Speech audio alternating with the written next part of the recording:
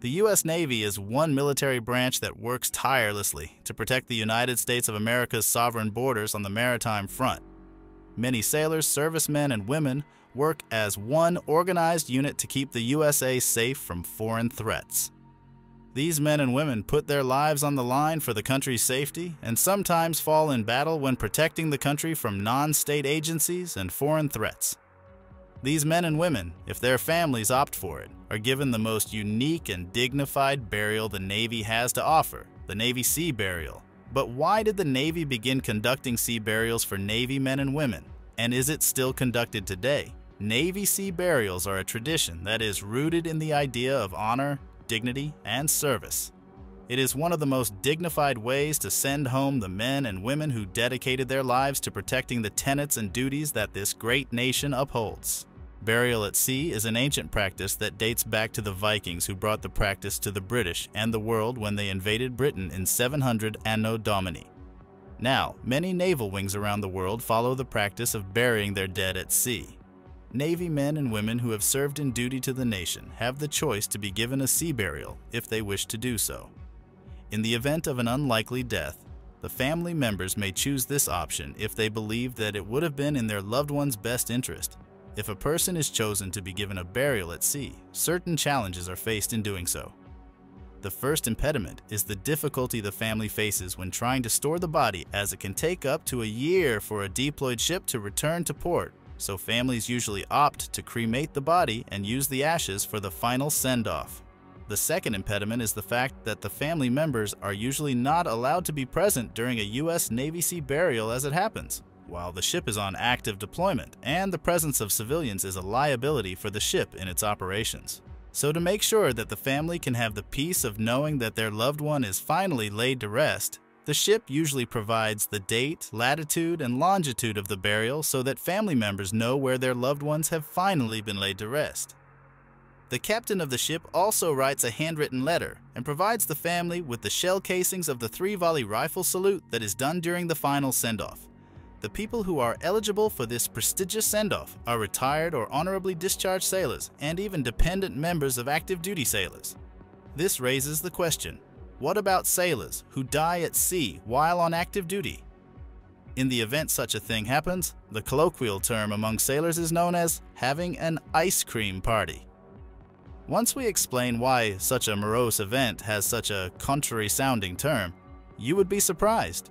When a sailor dies at sea, the body is usually stored on board the ship's morgue if it has one, or in the food freezer along with the other food. But what if the sailor was on a submarine, you ask? Then, in that event, the body is usually stored in the submarine food freezer, which usually has very little space. So what unimportant food do they take out to make space for the body? The ice cream. What exactly is the procedure then for sending off the remaining ashes of the sailors into the deep blue to finally rest? The final send-off is usually done with the body resting in a specialized casket or a biodegradable urn filled with the ashes of the soon-to-be buried personnel. The ashes of the person are sometimes spread out into the ocean depending on whether the family wants it and how windy it is. It is otherwise allowed to slide into the ocean in the container itself. The casket, on the other hand, is a bit more of a complicated procedure, as precautionary measures have to be taken so that the casket surely sinks and stays at the bottom of the sea. To ensure this, the casket is usually drilled with about 20 specialized holes so that the casket can fill with water and sink. The second measure taken is that about 150 pounds of weight is filled at the feet end of the casket so that the body receives feet first, sinking into the ocean.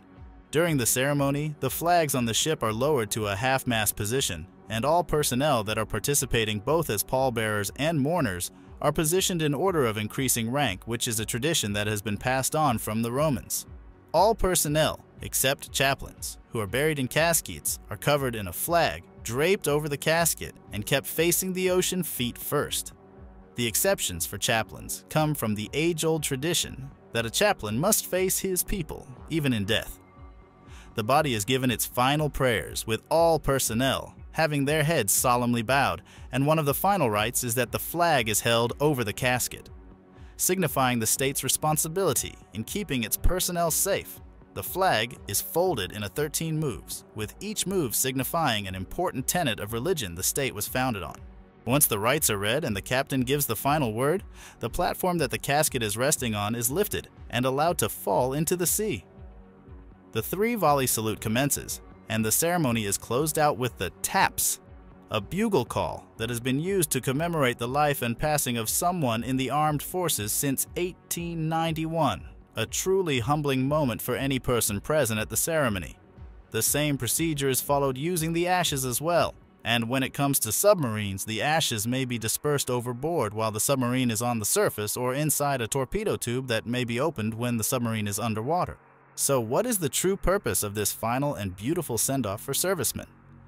The United States is a country that firmly believes in the concept of being eternally grateful to its veterans, no matter how small a role they have played in the protection of their country or how long ago it was.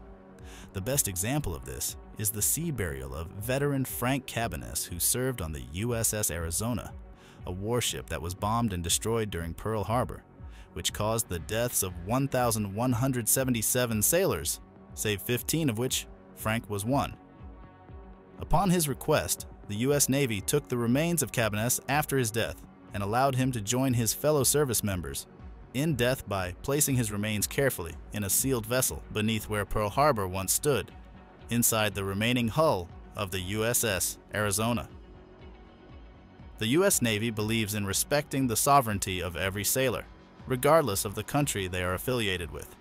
The best example of this is the time that the U.S. Navy, on recovery of a USSR submarine in 1971, inside which they had discovered the bodies of 5 submariners. The U.S., in a touching move of solidarity, took all 5 bodies of the sailors and buried their bodies with full rites.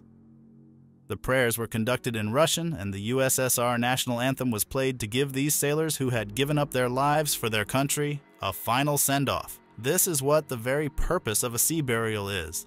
How the body is disposed of ensures that all who are disposed of in a similar manner are one in death, with no more enmity and no more fighting. The impossibility of ever being able to visit or see the place where your loved one is going truly allows you to reflect and say one final goodbye and let go of that person to the warm, engulfing, and indiscriminate hug of the deep blue ocean where all duties, responsibilities, and service are laid eternally to rest. So if you've now gained a newfound respect for the U.S. Navy, make sure to like this video and subscribe to the channel for more.